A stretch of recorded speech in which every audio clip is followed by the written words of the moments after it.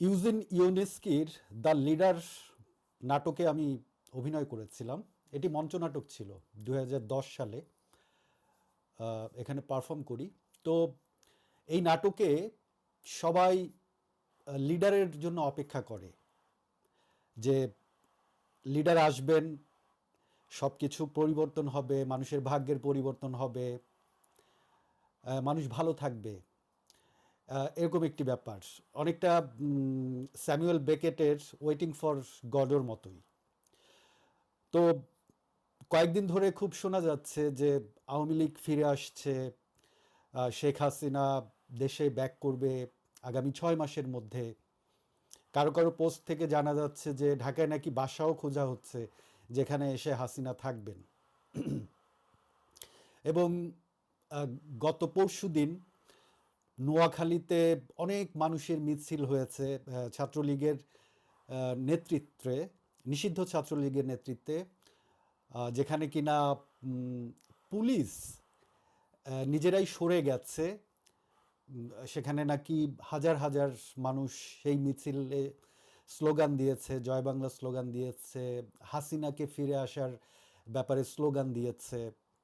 এবং একই সাথে আহ, চট্টগ্রাম, ঢাকার বিভিন্ন জায়গায় মিছিল হয়েছে। গত 2 বছর ধরে ছাত্রলীগ আওয়ামী লীগ মিছিল করছে, ঝটিকা মিছিল, খুব অল্প সময়ের জন্য মিছিল করে ব্যানার নিয়ে দৌড়ে পালিয়ে যেতে আমরা দেখেছি। কিন্তু ইদানিং দেখা যাচ্ছে পত্রিকার মাধ্যমে আমরা যেটা জানতে পারছি যে এখন তারা অনেক বেশি স্বতঃস্ফূর্তভাবেই এই মিছিলগুলো করছে। তো আওয়ামী লীগ একটি অনেক পুরনো একটি রাজনৈতিক দল, 70 বছরের উপরে এই রাজনৈতিক দল। বাংলাদেশের বিভিন্ন ঐতিহাসিক ঘটনার সাথে এই দলটির নাম জড়িত। তো আমার প্রশ্ন হচ্ছে যে কোন আওয়ামী লীগ ফিরে আসছে? আমি গতকাল একটি পোস্ট দিয়েছিলাম, সেখানে লিখেছিলাম হ্যাঁ আওয়ামী লীগ ফিরে আসছে, কিন্তু 2014 থেকে 2024-এর আওয়ামী লীগ ফিরে আসছে কিনা এটি আমি বলেছিলাম। আমি মনে করি যে 2014 থেকে 24-এর যে আওয়ামী লীগ, সেই আওয়ামী লীগ যদি আবার ফিরে আসে তাহলে সেটি খুব ভালো কিছু হবে না। এই এই সময়ের আওয়ামী লীগ হচ্ছে সেই আওয়ামী লীগ যারা এই জুলাই আগস্ট অভ্যুত্থান ঘটানোর অন্যতম কারণ, তাদের কারণেই এই অভ্যুত্থানটা ঘটেছিল। আপনারা পত্রপত্রিকা দেখলে দেখবেন, সেখানে আছে যে তৎকালীন প্রধানমন্ত্রী শেখ হাসিনা তিনি লিথাল উইপেন ব্যবহার করার কথা বলছেন। ওবায়দুল কাদের, আওয়ামী লীগের সাধারণ সম্পাদক, তিনি দেখা মাত্র গুলি করার নির্দেশ দিচ্ছেন। তারপর ইন্টারনেট বন্ধ করে মানুষকে হত্যা করা হয়েছে। বিভিন্ন রিপোর্টে এসছে, জাতিসংঘের রিপোর্টে এসছে যে 1400 মানুষকে জুলাই আগস্ট অভ্যুত্থানে খুন করা হয়েছে। আর সরকারি হিসাবে বলা হচ্ছে 844 জন নিহত হয়েছে এবং আহত হয়েছে 13,800 জন। তার মধ্যে চোখ হারিয়েছে 400 জনেরও বেশি।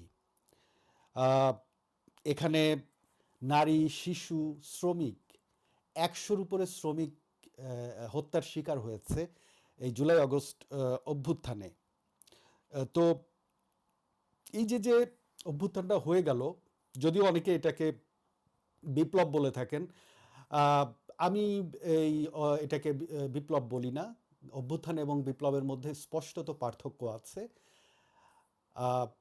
অভ্যুত্থান সেটি হয়, অভ্যুত্থানের মধ্য সরি বিপ্লব সেটি যেটির একটি সুনির্দিষ্ট আহ, একটি পরিকল্পনা থাকে এবং একটা স্ট্রাকচার থাকে, একটা ফ্রেম থাকে, এবং যেখানে আদর্শিক বোঝাপড়াটা শুধুমাত্র যারা বিপ্লবে নেতৃত্বে দিচ্ছেন তারাই নয়, সারা দেশের, রাষ্ট্রের, দেশের মানুষের ভেতরে ওই একই চেতনায় উদ্বুদ্ধ হয়।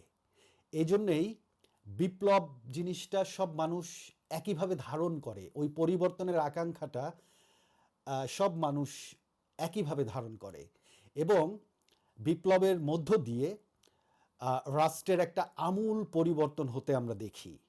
আমরা যদি সোভিয়েত ইউনিয়নের যে বিপ্লব হয়েছিল সেটিকে যদি দেখি, আমরা কিউবার বিপ্লবের দিকে যদি তাকাই আমরা দেখব যে পুরো ব্যবস্থার পরিবর্তন হয়ে গিয়েছিল, যে সামন্তবাদী ব্যবস্থার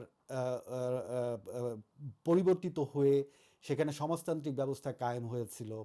এই যে পুঁজিবাদী সামন্তবাদী ব্যবস্থার পরিবর্তনের মধ্য দিয়ে সেখানে একটা সমাজতান্ত্রিক একটা কাঠামোর সরকার গঠিত হয়েছিল, বা এটা বিপ্লবের মধ্য দিয়ে পুঁজিবাদী বিপ্লবও হতে পারে এখানে।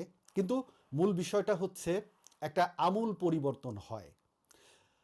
তো বাংলাদেশে যেটা জুলাই অগস্ট 2024 যেটি হয়েছিল সেটি আসলে একটি অভ্যুত্থান ছিল, লাইক 90 বা 69 যে অভ্যুত্থানগুলো হয়েছিল এগুলোর মতোই 24 একটি অভ্যুত্থান হয়েছিল, যেখানে বিভিন্ন মত দর্শনের মানুষ ছিল, কিন্তু কিছু পয়েন্টে মানুষ একাত্মতা পোষণ করেছিল, যেখানে হচ্ছে মানুষের যে ভোটাধিকার, গণতন্ত্র পুনরুদ্ধারের যে বিষয়টি ছিল, একটা গণতান্ত্রিক একটা পরিবর্তনের আকাঙ্ক্ষা থেকে মানুষ জুলাই অভ্যুত্থানে জুলাই অগাস্টে যে অভ্যুত্থানটা হয়েছিল সেটি সংগঠিত করেছিল। যদিও এটি একটি ছোট্ট একটি বিষয়ের থেকে এটি উদ্ভব হয়।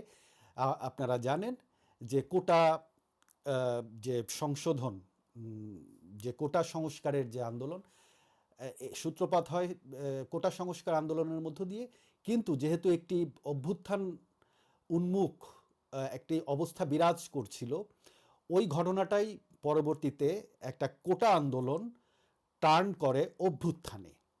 তো এটি ছিল মূলত প্রেক্ষাপট। এবং যে কোনো অভ্যুত্থানে, পৃথিবীর যে কোনো অভ্যুত্থানে দেখবেন যে এখানে বিভিন্ন ধরনের শক্তি, স্টেক হোল্ডাররা এখানে যুক্ত হবার চেষ্টা করে এবং এটাকে ম্যানিপুলেট করার চেষ্টা করে, তাদের দিকে এই অভ্যুত্থানটাকে নিয়ে যাওয়ার, অভ্যুত্থানের যে সুফলটা নিয়ে যাওয়ার চেষ্টা করে। এটা সবখানেই হয়ে এসছে। জুলাই অভ্যুত্থানেও এখানে বলা হয় যে এখানে বিদেশি শক্তির হাত ছিল, এখানে মার্কিন পুঁজির, মার্কিন ফান্ডেড একটি অভ্যুত্থান। বিষয়গুলো আসলে ওরকম নয়। মার্কিন ফান্ড থাকতে পারে, এবং এই ফান্ড কারা আসলে পেয়েছিল তার চেয়ে বড় বিষয় হচ্ছে কোনো অভ্যুত্থান শুধুমাত্র মার্কিন ফান্ড দ্বারা, মার্কিন ফান্ডের মাধ্যমে হতে পারে না যদি না সেখানে সাধারণ মানুষের অংশগ্রহণ থাকে। তো জুলাই অগাস্ট অভ্যুত্থানে আপনি যদি আওয়ামী চশমাটা খুলে আপনি এটিকে পাঠ করেন, দেখবেন সেখানেও এই সাধারণ মানুষের অংশগ্রহণ ছিল। 100-র উপরে শ্রমিক মারা গেছে। এই সব শ্রমিক কি ওই আমেরিকার ফান্ড পেয়ে তারপরে রাস্তায় নেমেছিল? তা তো নয়। সো এবং অনেকেই বলবার চেষ্টা করেন যে জুলাই অগস্টের যে অভ্যুত্থান এটি হচ্ছে জামাত শিবিরের অভ্যুত্থান। তো এই কথা যারা বলেন তারা এক ধরনের সান্ত্বনা খুঁজে নেন, যেহেতু তাদের অংশগ্রহণটা ছিল না জুলাই আগস্টের ওই আন্দোলনে, ওই আপরাইজিংয়ে, এজন্যে এটা তারা জাস্টিফাই করেন।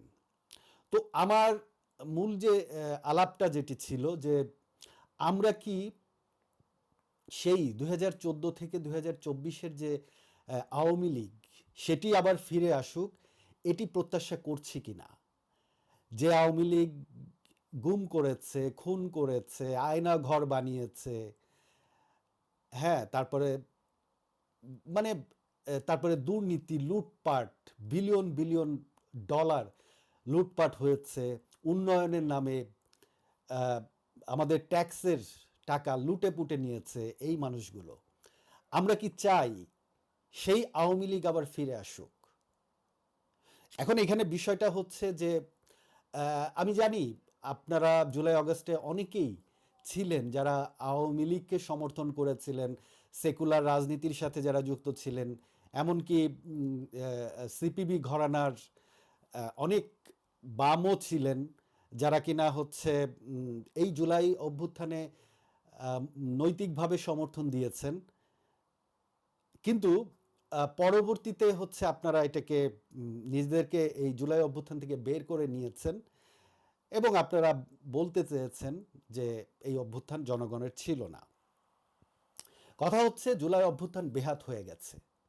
এই বিষয়ে আমার ভেতরে কোনো দ্বিধা সংকোচ কিছুই নেই। অভ্যুত্থানের ন্যূনতম যে আকাঙ্ক্ষা, যে প্রত্যাশা তৈরি হয়েছিল অভ্যুত্থানের মধ্য দিয়ে, তার কিছুই আসলে বাংলাদেশে হয়নি। বিশেষ করে ইউনূসের নেতৃত্বে যে অন্তর্বর্তীকালীন যে সরকারটি গঠিত হয়েছিল এখানে, সেই সরকারের 18 মাসে বাংলাদেশে যে ঘটনাগুলো ঘটেছে, যে মানবাধিকার লঙ্ঘনকারী যে ঘটনাগুলো ঘটেছে, তা আমরা প্রত্যেকেই তার ভুক্তভোগী হয়েছি। জুলাইয়ের কে যারা বিক্রি করেছিল তারা বাদে। সো ইউনূস সরকার এই অভ্যুত্থানটাকে, যে জামাত শিবির এবং যে মৌলবাদী ফান্ডামেন্টালিস্টদের হাতে তুলে দিয়েছিল, এ বিষয়ে আমার কোনো দ্বিধা নেই। সুতরাং মানুষের যে আকাঙ্ক্ষা তৈরি হয়েছিল, প্রত্যাশা তৈরি হয়েছিল যে একটা সংস্কারের মধ্য দিয়ে প্রাতিষ্ঠানিক সংস্কার হবে এখানে, এবং এখানে একটা গণতান্ত্রিক ধারায় বাংলাদেশ পরিচালিত হবে, যেখানে মানুষের যে বেঁচে থাকার যে মৌলিক যে চাহিদাগুলো সেগুলো পূরণ হবে, বা মানুষ একটা আশার আলো দেখবে, যে জিনিসগুলো ইউনূসের সরকারের আমলে ঘটেনি। এবং বিএনপির 100 দিন হয়ে গেছে, এই 100 দিনের ভেতরেও আমরা এমন কিছু দেখতে পাইনি যাতে মানুষ আশাবাদী হতে পারে। বরং আমরা দেখলাম যে এই বিএনপি সরকারও ইউনূসের সরকারের এক ধরনের ধারাবাহিকতা বজায় রাখার দিকেই হাঁটছে। সুতরাং মানুষের আশা ভঙ্গ হয়েছে, এবং মানুষের ভেতরে যে বাংলাদেশ একটা মৌলবাদী জঙ্গি রাষ্ট্র হয়ে যাবে কিনা, এই যে ভীতি, এটিও কাজ করছে।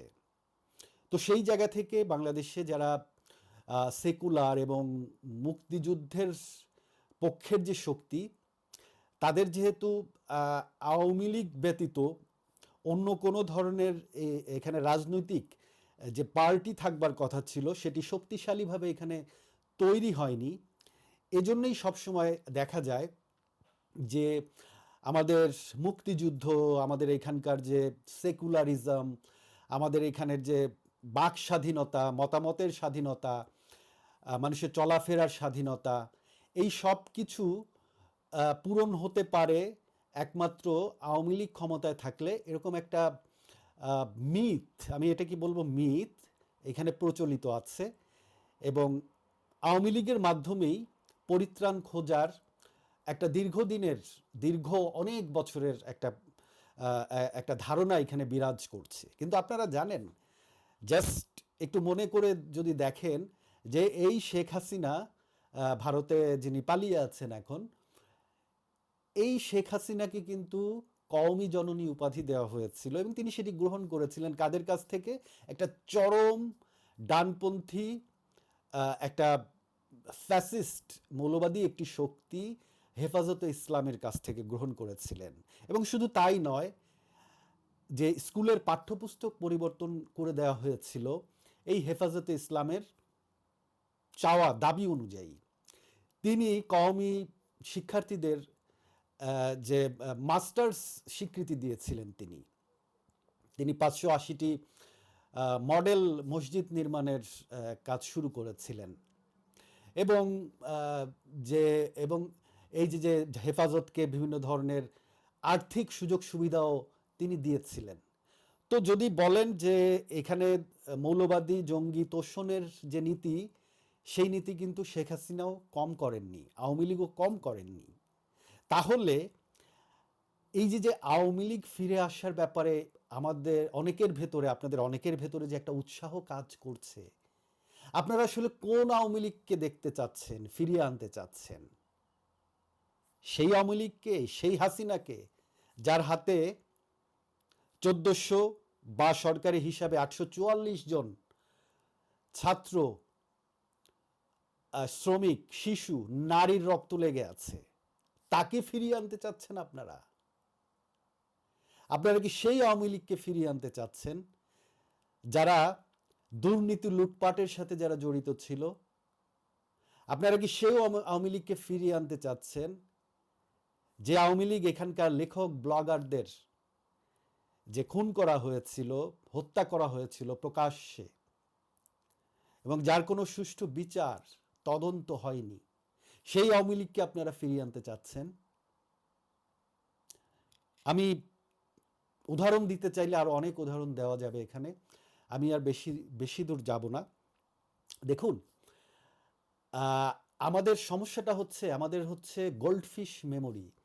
আমরা অতীত খুব দ্রুত ভুলে যাই এবং 1990-এর গণ অভ্যুত্থানের পরবর্তীতে আওয়ামী লীগ বিএনপির যে বাইনারি, মানে অপেক্ষাকৃত কম খারাপকে নির্বাচিত করার, গ্রহণ করার যে প্রবণতা, এটি আমাদের ভেতরে এখনও আছে। সেই অর্থে যে রাজনৈতিকভাবে যেভাবে ম্যাচিউরড হবার কথা ছিল, আমাদেরকে হওয়া উচিত ছিল, সেই ম্যাচুরিটি আমাদের ভেতরে নেই। আমাদের এখানকার শিক্ষিত মানুষ যারা আছে, যারা ন্যারেটিভ নির্মাণ করেন, তাদের ভেতরেও সেই রাজনৈতিক সচেতনতা অত্যন্ত দুঃখের সাথে বলতে হচ্ছে নেই। এবং নেই বলেই আমাদের কাছে বিকল্প খুঁজে পাই না আমরা। এখানে পৃথিবীর বিভিন্ন দেশে অভ্যুত্থান হয়েছে, ইভেন আমরা যদি দেখি নেপালে অভ্যুত্থান হয়েছে, সেই অভ্যুত্থানের মধ্য দিয়ে যে সরকার ক্ষমতায় এসছে, একদম ইয়াংদের একটি সরকার, হ্যাঁ, কিন্তু আমাদের এখানে সেটি হয়নি। এবং এখানে যে অভ্যুত্থানের পরে যে এনসিপি নামক একটি দল তৈরি হয়েছিল, তাদের উপর অনেকে প্রত্যাশা করেছিল। এখন কথা হচ্ছে যে অভ্যুত্থান বেহাত হয়ে যাওয়া মানে এই না সেই সেই যে অথরিটেরিয়ান যে সরকার যেটি ছিল, যেটি ফ্যাসিস্ট হয়ে উঠেছিল, যেটি পরপর 3টি নির্বাচনকে ম্যানিপুলেট করে জোর করে ক্ষমতায় ছিল, সেই একই স্ট্রাকচারকে আবার পুনরায় ফিরিয়ে এনে আমাদের আসলেই কোনো ধরনের মানে যে মুক্তি আমরা খুঁজছি সেটি হবে না, এবং বরং এই দেশ একটি গৃহযুদ্ধের মধ্যে ঢুকে যাওয়ার সমূহ সম্ভাবনা আছে। সুতরাং আমি আমার আলাপ আর লম্বা করব না। আপনারা আমাকে অনেক কিছু বলেন যে যে এই যে জামাত জঙ্গি, এদেরকে পুষ্ট করেছি আমরা, আমাদেরকে আপনারা লাল বদর বলে থাকেন, মার্কিন এজেন্ট বলে থাকেন, মার্কিন ফান্ডেড বলে থাকেন, এগুলো আপনারা বলেন, কিন্তু দেশটা ভাই আপনার আমার, আমাদের সবার। তো সেইখানে আওয়ামী লীগকে যদি জনগণ চায়, সে ফিরে আসবে, রাজনীতি করবে, এখানে আমার কোনো আপত্তি নেই। কিন্তু দয়া করে একটু এটুকু ভাববেন যে আওয়ামী লীগ ফিরে আসবে বা আসার কথা হচ্ছে, যে আওয়ামী লীগ কিনা অমির রহমান পেয়ালের, যে আওয়ামী লীগ কিনা নিঝুম মজুমদারের, হ্যাঁ, যে আওয়ামী লীগ ওবায়দুল কাদের, আসাদুজ্জামান কামাল, আরাফাত, পলক, এদের আওয়ামী লীগ যদি ফিরে আসে, তাহলে ভাই ভালো থাকবেন না, ভালো থাকার কোনো চান্স নেই। এতক্ষণ আমার বকবকানি শুনবার জন্য আপনাদের সবাইকে অসংখ্য ধন্যবাদ। টাটা।